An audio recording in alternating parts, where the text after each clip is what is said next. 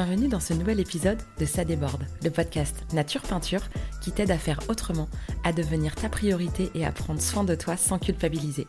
Je m'appelle Lucille, je suis psychopraticienne et ici je te parle de mon parcours, mes galères, mes réussites, mes coups de cœur, mes coups de gueule aussi et les clés qui m'ont aidé à avancer et que j'ai à cœur de partager avec toi.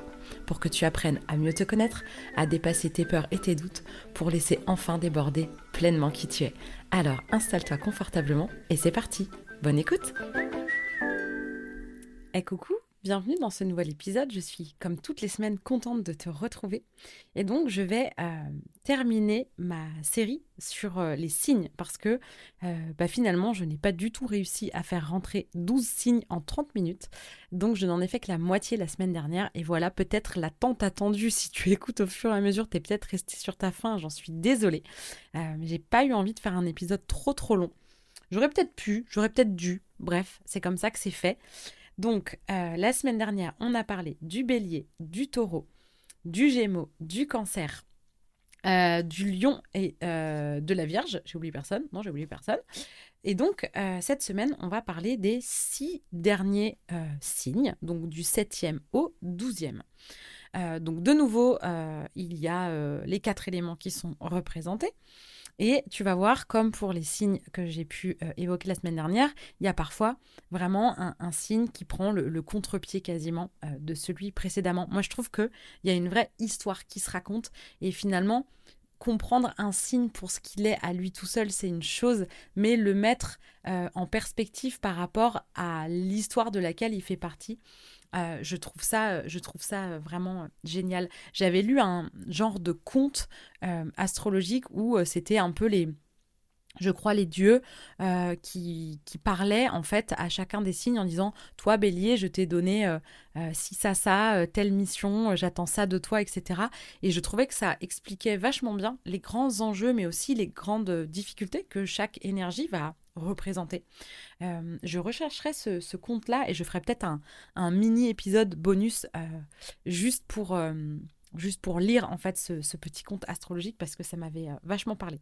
Bref, je referme la parenthèse, déjà que j'ai du mal à rester dans mon timing. Donc, on s'était arrêté à la Vierge. On arrive maintenant du coup à la Balance, qui est le premier signe qui est vraiment tourné vers l'autre, vers la relation à l'autre. La Balance, déjà, rien que dans son totem ou dans sa représentation, on voit que c'est une balance avec le côté plateau équilibré. Donc on voit tout de suite dans la balance cette notion d'équilibre, cette notion de justesse. Il y a vraiment quelque chose de juste. La balance, c'est le signe de la diplomatie, c'est le signe de la gentillesse, de la tolérance. Il y a beaucoup d'attention. La balance est très attentionnée et il y a une grande élégance. Il y a aussi beaucoup de beauté, mais vraiment avec cette notion d'élégance, même d'élégance relationnelle aussi, d'où la diplomatie, le tact. La balance va avoir à cœur, va vraiment avoir besoin que les liens, que la relation à l'autre soit agréable, cordiale, qui ait une certaine forme de bonne entente. On va pas mettre les pieds dans le plat, quoi. On va essayer avec toute la diplomatie du monde, d'essayer de trouver des compromis. Ça fait des gens qui ont vraiment une capacité de médiation incroyable parce qu'il y a à la fois beaucoup d'écoute, parce que pour pouvoir être attentionné, il va falloir prêter l'oreille. Donc on est dans un signe d'air, la balance. Donc les signes d'air, ce sont des signes qui sont très dans la communication et dans le lien. Donc il y a vraiment cette notion d'entrer en lien avec l'autre. Ça peut rester encore un peu en surface, pas comme le Gémeaux, mais je dis en surface dans le sens où c'est comme on est dans de l'air, comme je te disais pour le Gémeaux, l'air n'aime pas trop aller dans l'eau. Tu vois, si tu prends une bouteille où l'eau est remplie à la moitié, tu peux la secouer tout ce que tu veux, l'air va se retrouver momentanément sous forme de bulle dans l'eau. Dès que tu vas arrêter de secouer tout ça, hop, l'air va remonter, il ne va pas rester du tout dans l'eau. Donc, ça va rester superficiel dans le sens où il n'y aura pas forcément de profondeur émotionnelle dans la relation. Par contre, il y aura une super entente. Il y a vraiment énormément de gentillesse, de grâce. C'est vraiment un signe qui est très régi par l'élégance et la beauté. Donc c'est Vénus qui est le maître de la balance, et comme Mercure, c'est la deuxième planète qui gouverne deux signes. Donc il y a à la fois le taureau et la balance. Et Vénus, c'est la planète. On dit souvent les hommes viennent de Mars et les femmes de Vénus. Donc il y a un côté assez féminin dans cette planète Vénus. Et le taureau va être gouverné par la partie de cette planète Vénus qui va plutôt ramener à la sensualité, à la féminité, au corps. Il y a quelque chose de charnel, tout ce que j'ai pu dire de sensuel, de charnel, de très épicurien, avec les cinq sens, le plaisir, la jouissance, etc. Alors que dans la balance, ça va plutôt être quelque chose de très harmonieux, très mélodieux, très gracieux. Il y a beaucoup de beauté. On va parler plutôt ici de musique ou de danse. Il y a quelque chose de sensuel aussi, hein. Il y a quelque chose de cette énergie de charme un peu. Mais là, ça va être un charme plus aérien, c'est très distingué, la balance. Il y a vraiment, je crois que vraiment le mot, je crois que c'est l'élégance. Toute cette diplomatie. Par contre, le défaut de la balance, c'est travers, ça peut être d'être tellement tourné vers l'autre, vers la relation à l'autre. Presque la relation est plus importante qu'elle-même, et même que la personne à l'autre bout de la relation parfois. Tant que la relation en elle-même est cordiale, pratiquement, je caricature un tout petit peu, mais on s'en fout de soi-même et on s'en fout de l'autre. Tant qu'on s'entend bien, c'est le principal. Il y a un peu de ça. Je grossis un peu le trait pour que tu sentes un petit peu l'énergie, mais il y a un petit fond de ça quand même. Donc il peut y avoir une vraie superficialité, parce que là pour le coup vraiment superficielle dans le sens où on s'intéresse pas vraiment à l'autre, ou en tout cas juste en surface pour que ce soit très cordial, très agréable. Il y a aussi du coup une énorme suradaptation et un oubli de soi. Normalement, la balance, c'est la reine du compromis, mais parfois, on peut tomber dans le côté compromission. Et là, vraiment, de s'oublier pour l'autre, et que ce soit pas facile à vivre, pas très agréable, et que ça finisse même par être douloureux, souffrant, de complètement s'oublier. La balance peut avoir beaucoup de difficultés à faire des choix. Souvent, alors ça va être un peu on se moque quand on a des balances autour de soi, ou des gens qui ont, même s'ils sont pas balance dans leur signe solaire, qui ont plein de marqueurs balance, c'est des gens qui, peut-être ben que oui, peut-être ben que non, et qui au restaurant vont dire « moi je prends comme toi ». Parce qu'ils n'arrivent pas à choisir. Et que parfois, vraiment, en fait, dans le fond du fond, dans le cœur de la balance, ce qui se passe, c'est que la balance, elle a envie de faire plaisir. Et que le plaisir de l'autre peut être une réelle source de bonheur pour elle. C'est-à-dire qu'une personne balance va vraiment porter plus d'intérêt. Ça va lui faire plus plaisir de faire plaisir à l'autre que de choisir un truc pour son plaisir à elle. Vraiment. Tant que c'est dans la justesse, c'est génial. Par contre, juste attention, si vous êtes balance, de ne pas vous oublier, de ne pas être trop dans la suradaptation. Faut pas vous oublier pour l'autre. Est-ce que j'ai oublié quelque chose ? Non, je crois avoir fait le tour. Donc, tu peux très bien, si tu as beaucoup de balance, aimer aussi la danse et la musique. Mais je crois que je l'ai déjà dit. Après la balance arrive le sulfureux scorpion. Le scorpion qui fait trembler tout le monde, même quand on ne connaît pas l'astrologie, c'est un signe qui inspire pas confiance. Où on se dit aïe aïe aïe, on sait pas trop pourquoi, mais aïe aïe aïe. Alors le scorpion a quelque chose de magnétique. Il y a une grande intensité. Et je pense que ça contribue à impressionner ou à déstabiliser, à mettre les gens mal à l'aise. Il y a une grande lucidité et l'intuition du scorpion. Dans l'épisode précédent, je parlais de l'intuition du cancer qui est ombilicale, qui est vraiment de trip à trip dans le ressenti émotionnel et vraiment du besoin de l'autre pour le mettre en sécurité émotionnelle. Le scorpion, on va plutôt être sur une intuition psychique. C'est des fins psychologues. Ils vont sentir... quand il y a un truc qui est pas clair, ou dès qu'il y a quelque chose un peu de caché, le scorpion va le savoir tout de suite. Et le scorpion a cette capacité à voir les ombres, à voir ce que les gens veulent pas voir. Il y a une vraie fonction dans la planète Pluton, qui est le maître du scorpion. Il y a une vraie fonction de sortie de refoulement. De tout ce qu'on va refouler, c'est comme si le scorpion, il était attiré par ça, attiré par les ombres. Le scorpion, c'est donc un signe d'eau. Et après, l'eau du cancer qui est, je ne l'ai même pas décrit, je l'avais décrit dans l'épisode précédent dédié aux éléments. L'eau du cancer, c'est vraiment cette eau de monde merveilleux de bisounours, de lagon turquoise où c'est magnifique, où tout est beau, tout le monde il est beau, tout le monde il est gentil. L'eau du scorpion, c'est les marais. Donc il y a quelque chose, c'est un signe fixe. Et donc il y a ce côté de prendre tout l'espace, de développer et de prendre le temps. Et il y a cette espèce de besoin de prendre le temps. Le scorpion va être très sur la défensive. Il est souvent mystérieux, assez secret, et il va être très méfiant. C'est pas si simple pour un scorpion d'accorder sa confiance. Pourquoi ? Parce que c'est comme si le scorpion, il savait que ça peut toujours cacher quelque chose de louche, et donc il va être extrêmement méfiant. C'est un as de la transformation. Vraiment dans le côté vie, mort, renaissance. Faut voir dans l'énergie du scorpion, un des symboles, c'est aussi le phénix. C'est-à-dire d'être capable de réduire en cendres, mais pour mieux renaître. Parfois, on oublie la suite. C'est-à-dire qu'on voit bien le côté destructeur, autodestructeur du scorpion, mais dans la beauté du scorpion, il y a aussi la capacité d'aller se transformer. C'est l'énergie des thérapeutes, d'aller... Il y a une notion très alchimique dans le scorpion, d'aller transformer le plomb en or, l'ombre en lumière. Et donc le scorpion n'a pas peur de l'ombre. Et la voit, la sent, parce que comme il a la capacité à en faire de l'or, c'est comme s'il était attiré. Et quand il y a beaucoup de conscience qui est faite, ça fait des très bons thérapeutes, des fins psychologues, et même si c'est pas un métier, ça va faire des gens dans l'entourage qui vont être, qui vont avoir cette intuition là psychique. Par contre, dans le côté défaut du scorpion, il va y avoir possiblement, parce que comme il y a quelque chose de très fin psychologue, il peut y avoir un côté manipulateur. Et pas forcément que dans le bon côté du terme. Enfin, je sais qu'on pense plutôt à des mauvais côtés quand on entend manipulation, mais il y a aussi de la manipulation positive. C'est ce que je fais. Un thérapeute, finalement, manipule parce que moi, je vois les enjeux inconscients et je t'embarque...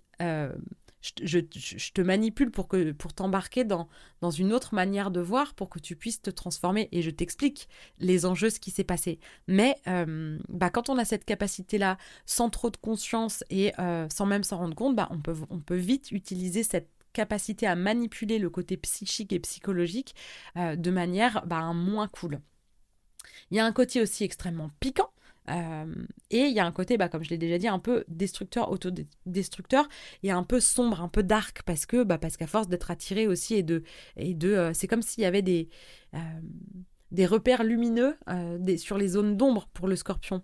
Le scorpion, je le dis souvent, plus ça pue, plus tu essayes de le cacher, plus quelqu'un qui a beaucoup de scorpions va le savoir.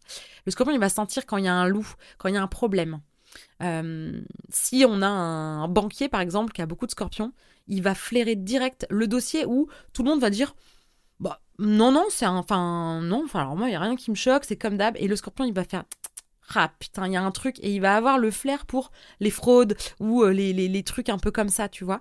Donc le scorpion, on va parler des tabous, les tabous étant le sexe, la mort, l'argent, le pouvoir et la violence.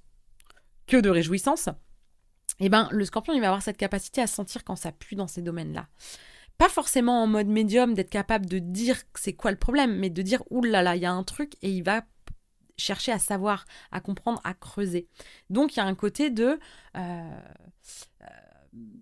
se sentir un peu à poil quand on est face à un scorpion, de se sentir comme si on n'arrivait pas à cacher quoi que ce soit. D'où le côté un peu malaisant du scorpion. Et le scorpion, là où il y a le côté d'aller... percer les boutons pleins de pus. Alors, je suis désolée pour les images, c'est un peu dégueu, mais c'est un peu ça, d'aller mettre un coup de scalpel dans les boutons pleins de pus, d'appuyer pour faire sortir le pus et ça fait mal, sauf que dans le fond du fond, le scorpion, il sait que à moins de ça, la plaie sera pas guérie, en fait, ce sera jamais sain. Donc il y a aussi cette fonction d'aller mettre les mains dans la merde, dans le pu, dans ce qui pue, pour justement assainir, parce que c'est aussi ça, l'énergie du scorpion dans ce que j'appelle le côté alchimie. Et le scorpion, il arrive après la balance. Et donc, lui aussi, il va vouloir vraiment prendre le contre-pied de ce qu'il y a eu avant. Parce que dans la balance, il y a ce côté très policé, très avec beaucoup de bienséance, on va pas aborder les sujets qui fâchent parce que justement on veut une bonne entente. Et comme c'est le premier signe, d'ailleurs j'en ai même pas parlé, mais le signe dans l'énergie de la balance, c'est aussi l'énergie du couple. Ça va être dans le lion, avec l'énergie du lion, on va être dans le flirt, un peu les amours de vacances, les jeux amoureux, la passion amoureuse même. Dans le côté balance, il y a quelque chose qui ramène un peu à la justice aussi. Avec la justice, c'est aussi les plateaux de... Enfin, une balance en fait, le symbole, parce qu'on va aussi parler de contrat. Alors peut-être plus dans la maison 7, qui est la maison qui correspond, mais quand même, malgré tout, il y a cette notion de couple, de relation privilégiée à deux. Chez la balance. Il y a un peu le côté peut-être la meilleure amie ou en tout cas une relation privilégiée. Et au nom de cette relation privilégiée, la balance peut vraiment se compromettre à force de... Enfin, se compromettre. S'oublier, faire trop de compromis pour l'autre et finir par en souffrir, et puis que finalement la relation soit peut-être pas aussi saine et peut-être pas aussi équilibrée qu'elle en a l'air. Ou à quel prix. Ça va être un peu ça. Et c'est comme si le scorpion, il arrivait derrière en mode j'en ai ras le cul de la bienséance. Hein. Donc on voit qu'entre mon Mercure en bélier et la moitié de mes planètes de mon... Enfin, 5 ou 6 enjeux de mon thème dans le scorpion, voilà, on voit bien que c'est dans un domaine où j'ai pas peur d'y aller fort avec les mots. Mais il y a vraiment ce truc-là. Genre, fuck la bienséance, il y en a marre, maintenant on va mettre les pieds dans le plat et s'il y a du sang sur les murs, au moins ce sera nettoyé.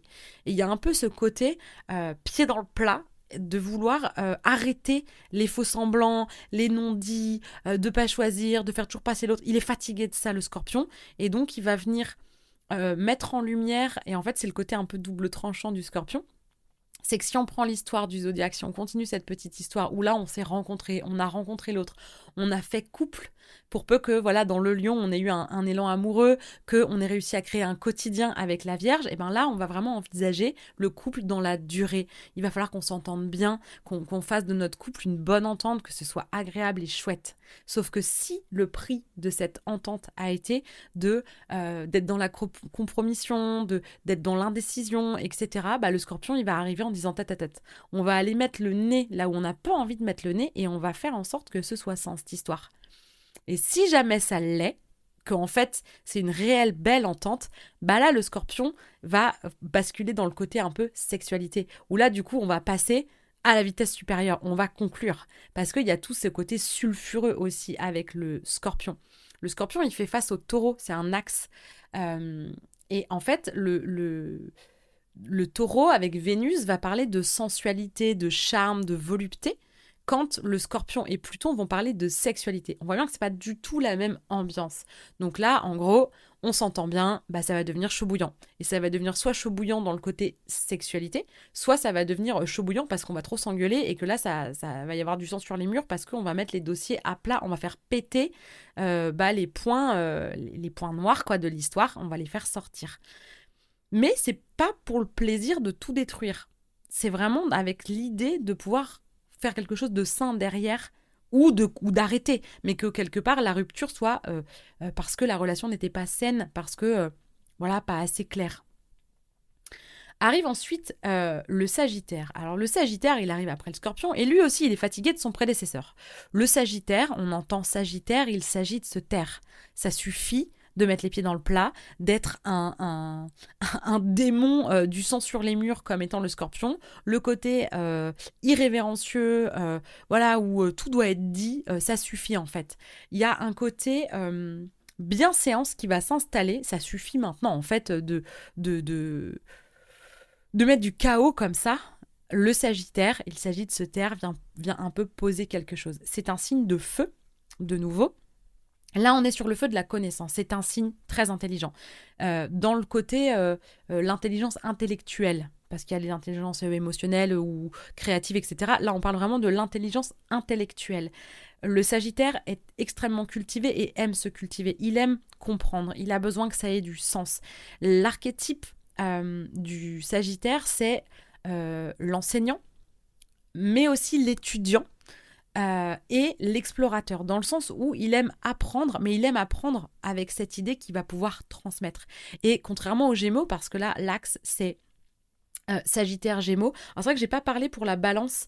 Bon, ce sera pas très structuré, mais je vais quand même revenir sur cette notion d'axe parce que comme on a vu tous les premiers signes, il faut quand même comprendre que ils marchent quand même par paire les signes. Les signes marchent par paire et ils sont opposés dans le sens où leur définition, les mots pour les définir sont opposés autant que leur positionnement géométrique autour de cette roue. Donc la balance, c'est le premier signe vers les autres, quand le bélier, c'est le premier signe tout court. Le maître mot du bélier, c'est moi je d'abord, quand la balance, c'est les autres d'abord, quoi. Donc il y a vraiment un guerrier, le bélier avec Mars, il fait la guerre, quand la balance avec Vénus, elle veut la paix. Donc on est vraiment dans des notions très différentes. Et l'idée, c'est ni mieux ni moins bien, hein, parce qu'il y a des défauts dans les deux, il peut y avoir des enjeux qui vont dégrader soit l'un soit l'autre, mais l'idée c'est que le bélier va se faire passer en premier et être vraiment tourné vers lui quand la balance ouvre la relation vers les autres. Donc c'est vraiment cet axe-là du lien à l'autre finalement. Est-ce qu'on est tourné vers soi, est-ce qu'on est tourné vers les autres? Du coup, Scorpion-Taureau, j'en ai un petit peu parlé. Alors je l'ai parlé autour du côté sulfureux un peu de la sensualité, sexualité, mais il y a aussi le côté, le taureau est très simple quand le scorpion est complexe. Le taureau est calme quand le scorpion est intense. Donc on voit bien qu'il y a cette notion, il y a des notions communes, mais vraiment à deux extrêmes quasiment. Si on parle d'argent, on va parler de l'argent, le fruit du travail dans le taureau, quand dans le scorpion, on va parler de l'argent des autres, l'argent par exemple d'un héritage. Donc on va venir inclure aussi une notion possiblement de mort ou de jeu d'argent, de jeu de hasard. Il y a toujours quelque chose un peu de sulfureux. Donc voilà ce qui va un peu opposer et en même temps rendre très complémentaire aussi, malgré tout, le scorpion et le taureau. Donc le sagittaire est en face du gémeaux et là on est dans l'axe de la connaissance. Donc le Gémeaux, c'est comme si c'était, souviens-toi, le côté touche-à-tout qui s'intéresse à plein de choses. Donc, c'est un peu l'apprentissage de la culture générale, de l'école primaire jusqu'au lycée, on va dire, où on reste assez généraliste, où on a tout plein de matières, du français, des maths, de l'histoire, de la bio, de la physique, et voilà, il y a de l'anglais, des langues, plein de choses comme ça. Un côté touche-à-tout, un côté plus petit. Il y a de la petitesse, mais c'est pas du tout péjoratif. Hein.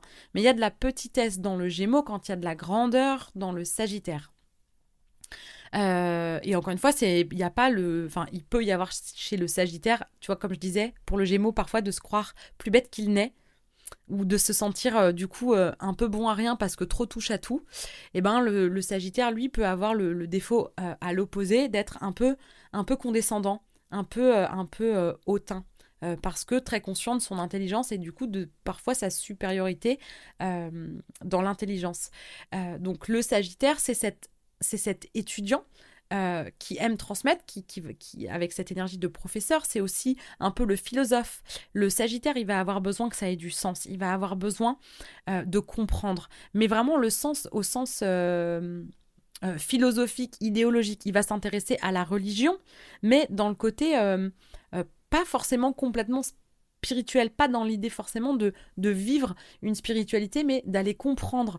C'est un grand voyageur. C'est pour ça qu'il y a aussi l'archétype de l'explorateur. C'est un grand voyageur dans le sens où il va s'intéresser aux autres avec un grand A, à l'étranger, aux cultures étrangères, aux langues étrangères, à l'histoire, à la sociologie des autres pays, des autres religions, etc.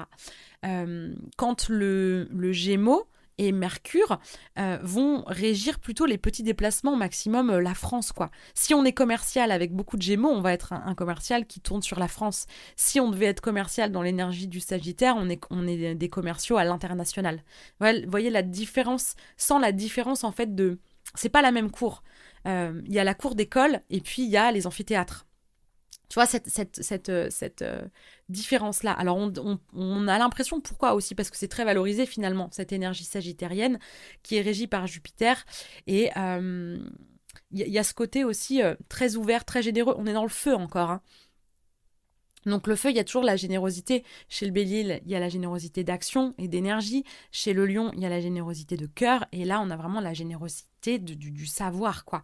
Et puis, il y a un côté très optimiste et très excessif. Souvent, on dit la cuisse de Jupiter. Il y a des expressions comme ça où on voit le côté parfois abondant, excessif, même chanceux du Sagittaire. Qui va y croire tellement, c'est vraiment un optimiste quoi, il y croit à fond, il y croit tellement que bien souvent ça marche. Donc il y a ce côté comme ça, tu vois le Sagittaire, on est sur fin, fin novembre jusqu'à du 20 et quelques novembre jusqu'au 20 et quelques décembre. Donc tu vois, c'est cette période d'avant Noël où en fait on est dans cette excitation de préparer Noël et on a envie et on va manger beaucoup et ça va être la fête et on va voir toute la famille parce qu'il y a aussi tout un enjeu de légitimité et de loyauté aussi un peu familiale. Ça régit un peu les lois. Alors parfois, des fois, je mélange peut-être un peu avec la maison parce que c'est pas non plus un copier-coller, mais il y a quand même ce côté de d'aller réunir les grandes familles, on va faire des excès de bouffe, on va faire des excès de plein de choses, il va y avoir une espèce d'euphorie, d'optimisme, de bonne humeur, il y a tout cet enjeu du Sagittaire qui va être vraiment ouvert, optimiste, cultivé. Donc voilà, je pense que tu as bien senti. Et dans les côtés défauts, il peut y avoir un côté du coup moralisateur, un peu monsieur je sais tout, madame je sais tout, ou avec un balai dans le cul, n'ayons pas peur des mots. Il peut y avoir un côté un peu guindé, un peu justement de vraiment de bienséance où ça va être important. L'image qu'on va véhiculer dans la société va être très importante. Donc, il peut y avoir un côté très conformiste d'être assez conservateur aussi. Il va y avoir une certaine forme d'intransigeance parce que le Sagittaire, il va au bout des choses. Il se spécialise. Quand le Gémeaux, il papillonne, lui, il s'intéresse à tout. Le Sagittaire, lui, il va être spécialiste et donc en fait, il va être assez exigeant envers lui-même, mais du coup envers les autres. Donc, il peut y avoir un côté donneur de leçons, un peu moralisateur, parfois même carrément dogmatique, genre j'ai trouvé la vérité absolue et je vais essayer de vous convaincre. Ça peut prendre cette forme-là. À la suite du Sagittaire arrive le Capricorne. Donc le Capricorne, ça commence grosso modo au moment de Noël, hein, vers le 22-23 par là, jusqu'à pareil au mois de janvier, 20 et quelques janvier. Et donc là, on voit bien que le Capricorne, on est au cœur de l'hiver. C'est le froid de l'hiver et c'est un peu la chute après les festivités. Tu vois, il y a un peu l'énergie de la résolution du nouvel an. Alors, c'est pas ce qu'il y a de plus funky, mais on a tous un peu parfois cette envie, ce besoin d'aller se donner des objectifs, d'aller poser des choses alors, qui sont moins carrées, mais on va arrêter de fumer, on va se mettre à faire du sport, on va comme ça se poser des objectifs ou de créer sa société, ou voilà, des enjeux comme ça. Et donc, on sent dans cette énergie de Capricorne, dans ce froid de l'hiver, quelque chose de beaucoup plus sérieux d'un seul coup. C'est comme si, après la fête, alors on dit la défaite en général, mais là, c'est plutôt, il y a quelque chose de, ok, on a bien socialisé là, on a vu plein de monde, on a fait des excès de partout. Donc, c'est pareil, le Capricorne, il est fatigué du Sagittaire. Il a un côté aussi concret, on est dans un signe de terre. Donc le Sagittaire, avec tout son feu là, qui a proposé un peu des règles, un peu, tu vois, pour vivre ensemble, avec tout l'enjeu de société, comme je disais, etc. Et un peu, le Capricorne qui arrive derrière, c'est un peu le juge d'application des peines. C'est alors, ok, on a mis ça comme loi, là, boum, concrètement, clac, le coup près tombe, c'est on applique la peine. Il y a un côté de pénibilité, effectivement, chez le Capricorne. C'est une énergie de maître, le Capricorne. Il maîtrise, il sait absolument ce qu'il fait. Je dis souvent que c'est un peu quand tu es dans l'artisanat, il y a les compagnons. Le Capricorne, ce serait le compagnon qui va bosser 20 ans de sa vie pour atteindre un certain point de maîtrise et pour pouvoir présenter son travail à des artisans qui sont déjà eux-mêmes des compagnons. C'est cette énergie-là, le Capricorne. Il y a de la structure, il y a de la maîtrise, il est responsable, il est sérieux, et alors il y a une éthique incroyable chez le Capricorne. Par contre, dans les travers, il peut y avoir une solitude un peu excessive, du pessimisme et du coup quelque chose de froid et de trop rigide. Là, quand c'est trop froid, trop rigide, ça peut être un peu trop. Mais sinon, c'est vraiment une énergie sur laquelle on va pouvoir s'appuyer très fort parce que vraiment, c'est un vrai socle, c'est un phare. Hein. Le Le Capricorne, c'est un phare dans la tempête. Lui, il bronche pas, hein. La mer peut se déchaîner, le phare, il continue à guider les bateaux parce qu'il est là et il tient son rôle. Il y a vraiment, c'est un roc, le Capricorne. Son animal totem, ça peut être l'ermite un peu dans ces montagnes-là, où c'est souvent une genre de chèvre avec des cornes là, parce qu'il y a le côté qui est à l'aise dans la montagne, avec un côté un peu, c'est pour ça que je dis ermite des montagnes, parce qu'il y a un peu le froid de la montagne, la solitude, et puis la rigueur qu'il faut avoir pour survivre, peut-être même du coup d'en revenir à quelque chose de plus ascétique, de plus léger, après tous les excès du Sagittaire. On arrive à l'avant-dernier signe qui est le Verseau. Et donc le Verseau, c'est un signe d'air. Donc on est de nouveau sur du lien. Et là, on est vraiment sur du lien collectif. Il y a un vrai côté connecté aux autres, que ce soit par des associations. Il y a un côté comme ça d'avoir envie et besoin de partager des idéaux, de se retrouver dans des causes. C'est un vrai humaniste. C'est un pionnier aussi. Le Verseau, c'est le saumon, tu vois, c'est le seul poisson qui remonte le courant.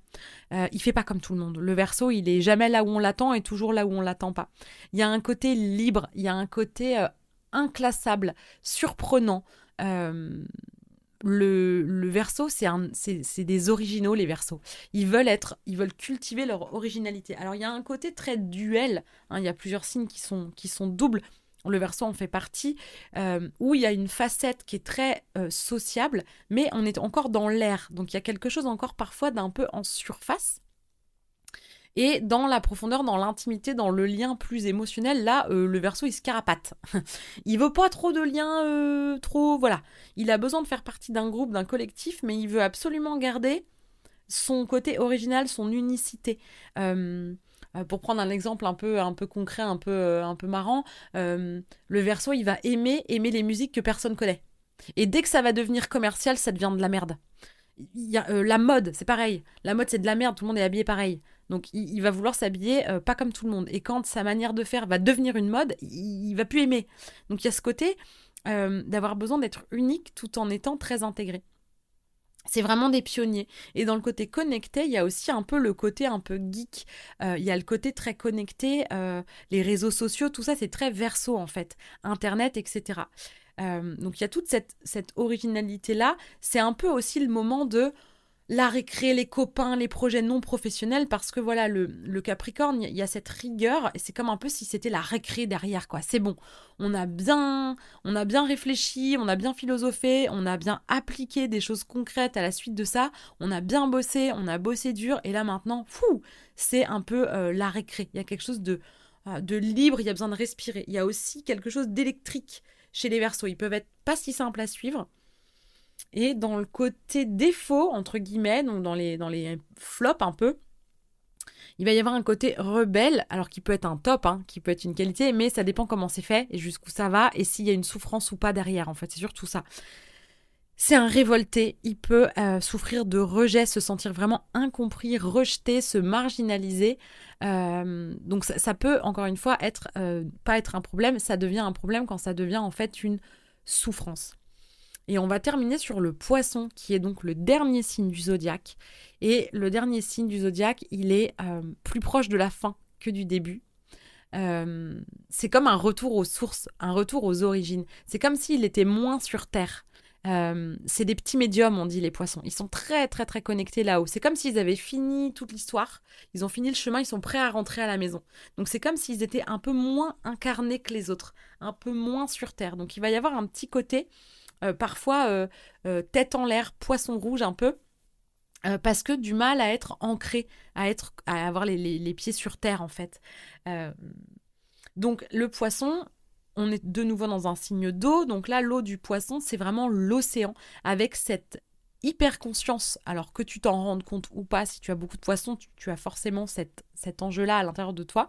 Ça peut faire des crises un peu existentielles de « je suis une goutte d'eau dans l'océan », mais l'océan fait partie de moi parce que je suis une goutte qui fait partie de l'océan, donc je fais partie de l'océan fait partie de moi, mais du coup les autres font aussi partie de l'océan, donc font partie de moi, et il y a un peu cette espèce de conscience de faire partie d'un grand tout en étant une goutte bien définie dans l'océan, mais À part la voir sur ton doigt, la goutte où tu vois la forme qu'elle a, une fois qu'elle est dans l'eau, elle a plus de contour. D'où ce côté un peu flou. Et là, l'intuition du poisson, elle est carrément énergétique. Là, c'est vraiment dans une pièce, un poisson. Il va sentir qui est triste, qui est en colère, même si tout le monde sourit et que tout le monde dit que ça va bien. Le poisson, il a des antennes comme ça ne trompe pas.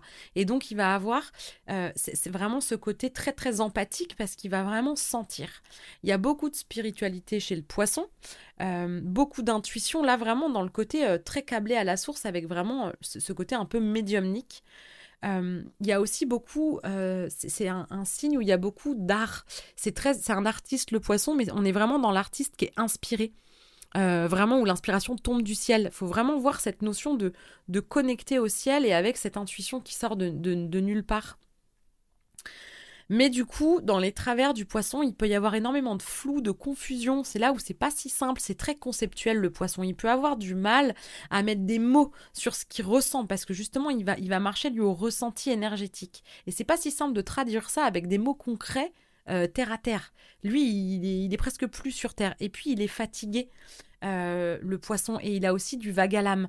Il peut y avoir beaucoup de tristesse. Imaginez un peu l'océan qui brasse là.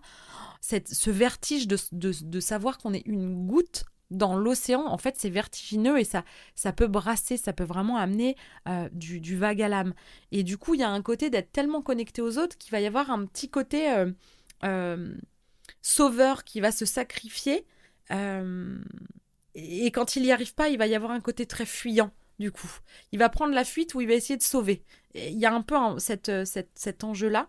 Et il peut y avoir aussi beaucoup de naïveté chez le poisson, du coup. Et c'est un signe qui peut aussi être fatigué dans le sens où c'est comme s'il avait traversé toute l'histoire et il est riche de toutes les qualités et de tous les défauts de tous les signes du zodiaque avant lui. Et il y a une espèce de vertige comme ça avec le poisson. Il y a une espèce de grandeur, d'ampleur vertigineuse. D'où le côté parfois un peu fuyant, vague à l'âme, et un peu flou et un peu confus. C'est aussi un signe, le poisson, qui est rêveur. Pas tout à fait comme le Cancer, mais quand même, il va avoir aussi le monde intérieur d'un poisson est très riche. Un poisson peut être très contemplatif et très inactif, ce qui va faire péter un câble à un bélier qui supporte pas de l'inactivité. Mais le poisson, en fait, on se demande comment il s'ennuie pas, mais parce que si vous pouviez voir le monde intérieur d'un poisson, vous pourriez comprendre pourquoi le poisson peut rester rêveur comme ça, un peu dans le vague, dans le flou. Quand on a vraiment beaucoup de poissons, on peut vraiment avoir des phrases qui ont tendance à se finir par des points de suspension. Tu vois, c'est un peu comme si c'était... Enfin, tu vois, c'est vraiment... Et cette espèce de suspens où parfois on est suspendu, en fait, un peu...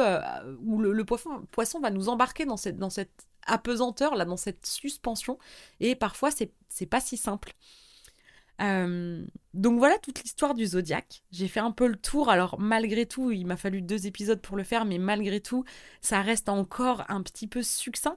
Mais j'espère avoir réussi à te transmettre et à te traduire ce qui va faire un peu l'essence, les grandes caractéristiques, la belle lumière et aussi les parts d'ombre de chacun de ces signes, de chacune de ces énergies. Et dans les prochains épisodes, on va pouvoir parler un petit peu plus précisément des différentes planètes, des différents enjeux qui viennent se placer dans ces énergies et de voir comment ça va se traduire avec des placements particuliers. Donc, comme à chaque fois, si tu as des questions ou si tu as envie de me faire un retour, n'hésite pas à me contacter via ma page Instagram ou avec mon adresse mail que je vais mettre dans la description de l'épisode.